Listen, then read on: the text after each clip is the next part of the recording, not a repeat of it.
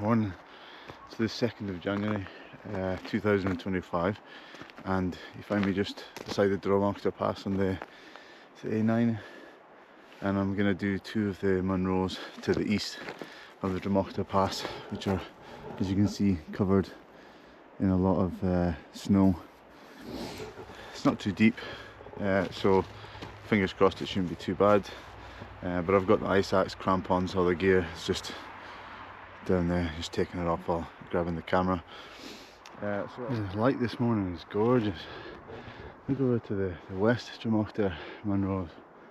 They're looking amazing. I did them about this time last year, maybe early February instead actually of January. Good 4x4 track all the way up. I just see somebody else just heading up there. So I head up there, go between these two bumps. I don't think these are very impressive Munros, really boring, but I had a bit of advice from somebody that it's best to do these on cold days like this because it's quite boggy. They're not that exciting, but with a bit of snow it's a bit more interesting, so that's what I'm going to do. But the light this morning is stunning, really enjoying it. So I've got up near the Bheag and you can see a couple of people, I don't know if you can make them out, but a couple of people just turned left to the first Munro. That's what I'm going to do as well. Finding chocolate in my jacket, it's good. But yeah, I've actually just taken my crampons off. The path is quite icy in this condition. I've actually slipped at the beginning and hurt my hand a little bit. Nothing too bad, it's just a wee bit stiff. But the conditions on the ground now are a bit better. I don't need the crampons. It's quite rocky now, and I think up here the wind will blow quite a lot, so there won't be as much drift of snow and ice. I can always put them back on if I need them. But yeah, it's, as you can see, in whiteout conditions. The weather did say that it was supposed to be clear around lunchtime, so hopefully it starts to clear up. Although it does look up there a little bit blue, so maybe we're not too far from being above the cloud. But yeah, I just like it to clear so I can get some views, some nice views over to the west Drumochter Pass hills. So we'll just keep our fingers crossed. But yeah, I'll bring you back when I get a bit further along. Hopefully try and make up some time on this better ground now that there's less ice and snow drift, and see how it goes. So once you go up the Bheag and take the left hand turn, it describes it in a couple of the like walk highlands and some of the Munro books, but there's a line of fence posts, and I've just found that line of fence posts, so you can follow this all the way up to the summit, the first Munro. I need to double check what it's called, and I think you can pretty much follow this back as well to the second Munro. I'm testing out my media mod for my GoPro, so hopefully the microphone's better and it's picking me up better. I've also got wireless microphones. They're just a bit fiddly in the conditions. I just don't know if I want to have them plugged in or use them just now, but I might plug them in a bit and give them a test and see how they do. Yeah, it's pretty cold. I can feel my beard freezing. But I'm staying warm, not rushing too much so I don't sweat. But yeah, just carrying on, and have to keep checking the map to find out when I'm actually on the summit, because right now it's not too obvious in this whiteout conditions. Anyway, I'll pick you back up when I'm on the summit.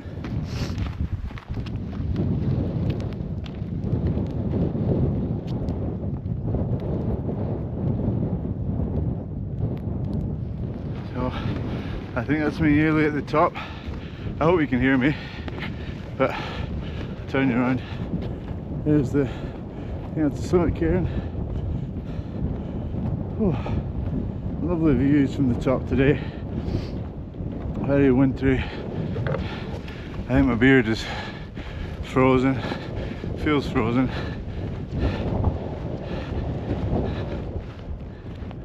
Lots of company.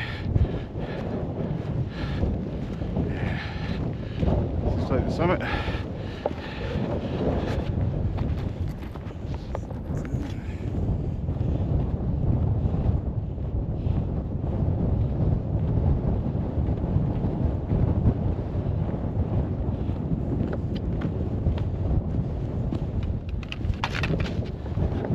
I'll just double check the map just in case.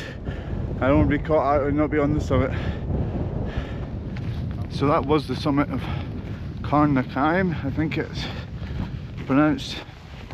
I didn't linger too long because it was pretty cold, and yeah, just want to keep moving in this temperatures. Not too fast that I sweat, but not too slow that I get cold. It's a fine balance. Just met a couple of lads and one of their sons who did his first Munro.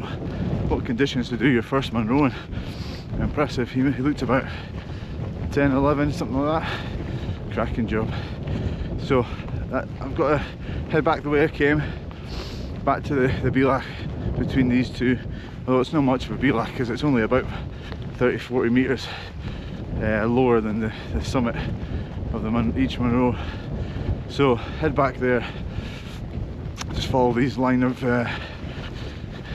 fence posts again, and I'll head to the second Munro. I think it undulates a bit more up and down, but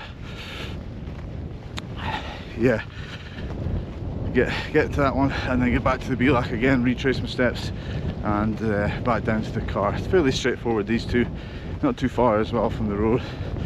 So I'll pick you back up when I'm a bit further along, or if there's any nice views, which I doubt. I think this could be quite a short video, but yeah, still good to get out, test the skills, use the crampons, and I don't think I'll need the ice axe much because it's pretty flat hike, but maybe if there's a spot I might get it out and test it. But anyway, I'll put you away and pick you back up when I'm further along. That's me back to the Bheag. That's the point where you take the left and you head up to Carn, Caim, and this is the path here that takes you up to the second Munro. I'll have to check what the name of that is, but I'm just going to keep marching on. The weather hasn't improved much. At least it's not snowing, but it's cold and it's windy, so I'm going to keep cracking on, and I'll catch you up when I'm maybe a bit closer to the Munro.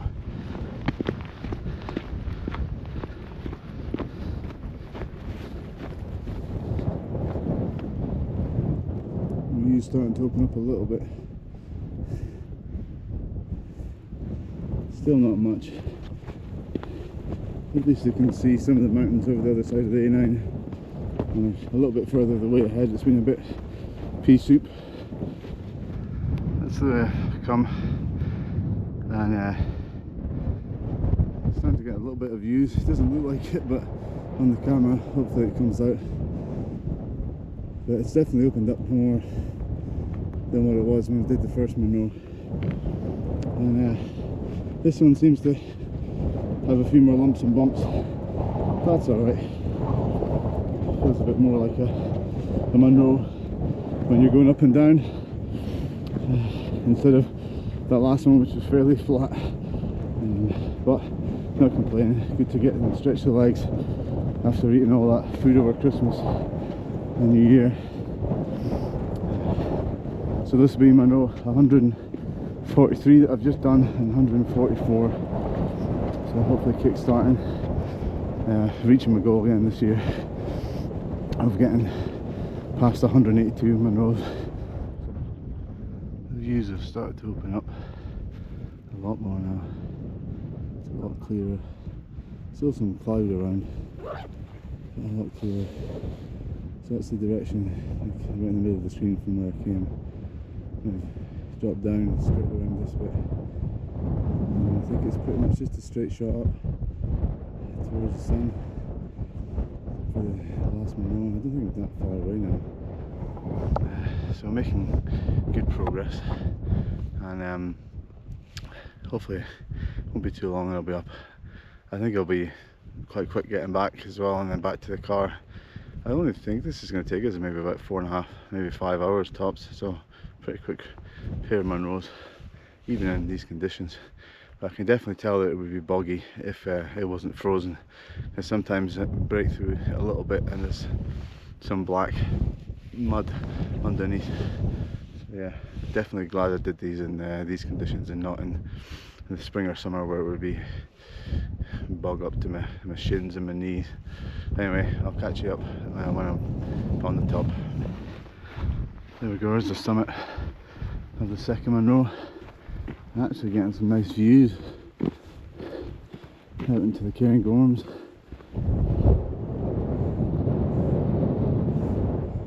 Cloudy views, the views nonetheless. Oh, Munro 144, and I still don't know the name of it. Put my stuff down. There we go. Put my stuff down and I'll figure the name of it out.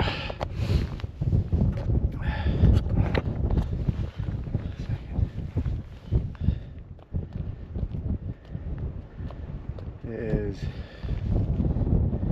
oh gosh, a Bhuidheanach Bheag, something like that. I'll check the pronunciation later. But yeah, Munro 144. Pretty pleased with that effort. Legs are a bit sore. It's been November was the last time I was out.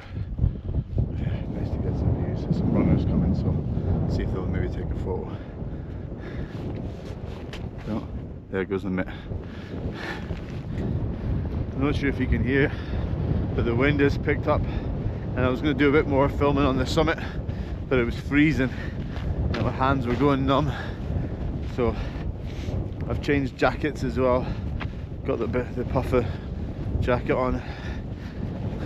Get a bit more insulation, and I'm feeling a lot warmer. Just heading down now. Hopefully it shouldn't take me too long to get back to the midpoint, and then it's just downhill towards the car. I reckon all in all it maybe take about 4.5 to 5 hours total walking time. And but I stopped for a good 10 minutes on the summit just to eat, because I was starting to feel a bit low in energy. So I thought I'd refuel, get a bit of food in me, and then crack on. So that's what I've done. But yeah, this wind, I'm hoping that the wind dies down when I get down to this depression, this little dip, so I can get out of the wind for a little bit, and then yeah, it should be a little bit warmer, because this wind is biting. Every time I clear my beard, it's freezing again. So right, anyway, I'll pick you up when I get down there, and then maybe on the walk over to the Bheag. Getting some really nice light now and again. I'm nearly down to the lowest point, and then it's back up and across. Just come down there. All the nice views have disappeared. Yeah, getting little patches of nice light. It's been quite an enjoyable hike. The weather conditions have been a bit, not been the best, like when it comes to getting in many views, but it's been fun getting out in the snow and practicing a bit of the winter skills. It's been freezing when the winds come in, so practicing layering, it's been good.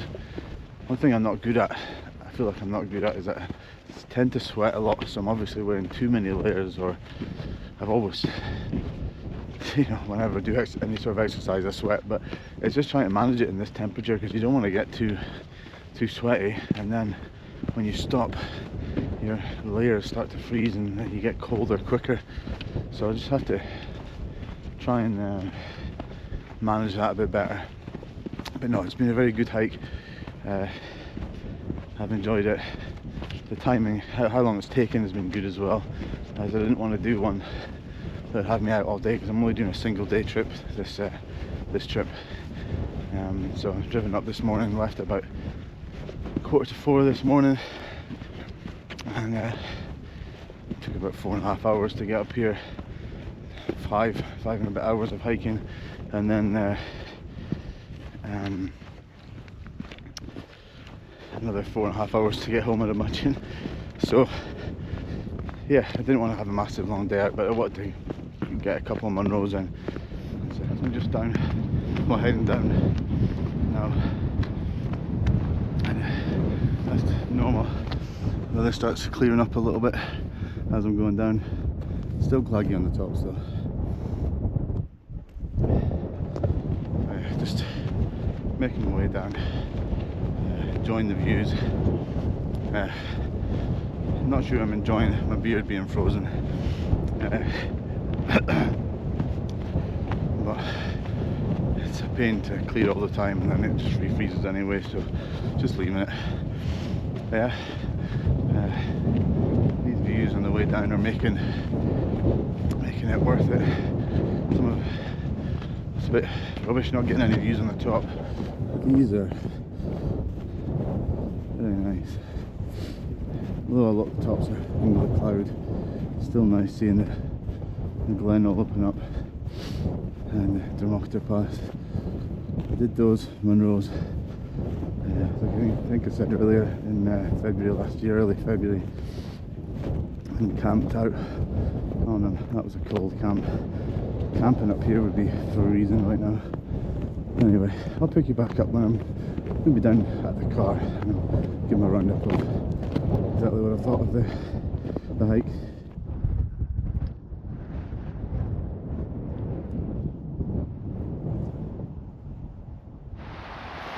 So instead of finishing the video down at the car where it's noisy on the A9, I thought I'd finish it here because there's a beautiful sky behind us. It's a nice stream. So thanks for coming along on the hike. Sorry there wasn't some amazing views, but it was a good hike, good pair of Munros, pretty featureless to be honest, nothing exciting, but an easy couple to bag, and it doesn't take too much time either. So if you've made it this far, thanks for watching, and hopefully you'll join me in another bagging adventure soon. Bye.